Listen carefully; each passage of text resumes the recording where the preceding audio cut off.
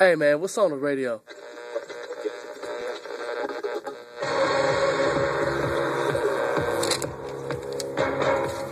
This is CDC 4.11 giving you the 411 on Cuba.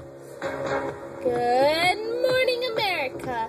It's Cassandra Campson here, reporting to you the Daily News. In today's episode, we will present the recent accounts of the Cuban Revolution, or more specifically, the foreign policy of Cuba. But first, let our reporter, Cassidy Rothfuss, refresh your memory of the previous occurrences. Cassidy? Yes. Hello, Cassandra. Thank you. It seems that Cuba has been in a turmoil since old General Valerian Weyler's policy against Spain failed, not to mention the United States urging democracy, and led to Cuba being forced into their autonomy, as you may recall, in the late 1897 by Spain. Cassidy, how does that relate to Cuba's foreign policy? Well, the counterinsurgency measures are going to be used against the rebels in the Philippines, Algeria, and Vietnam. What else happened to Weyler's plan? Well, it seems that his efforts, consequently, affected the poor, leaving them with hardships and losses. Let's move our attention to the United States' involvement in the Cuban Revolution. What about it, Cassandra? Well, let me tell you.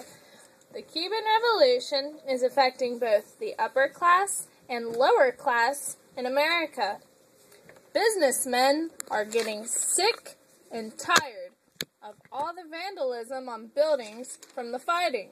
The rest of America finds the Cuban Revolution slightly heartwarming just because it reminds us of how we gained independence, like that of us trying to get separate from Britain, except with Cuba they're trying to get separate from Spain. And now we go to Daniel Pumphrey with a local from Cuba. Tell us the story, Daniel. I'm here with Alfonso Rodriguez. Share with us your opinions, Senor Rodriguez. How do you feel about the rebels in relation to the Soviet Union? Well, I feel that the United States of America need to leave Cuba alone. So I am in favor of the rebel.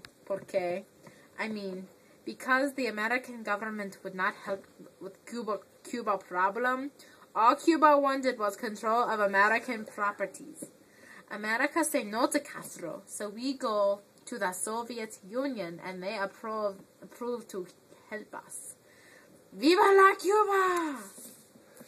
Little does Cuba know that President Eisenhower is plotting the CIA to train a secret force of anti-Castro Cubans, who will be called La Brigada. And thank you, Daniel, for that very interesting interview. News has just been received that Castro had seized all American business. He has also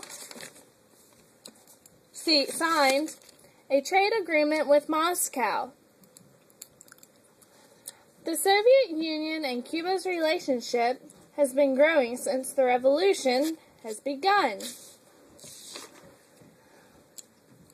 That's all. That is all with today's talk about Cuba.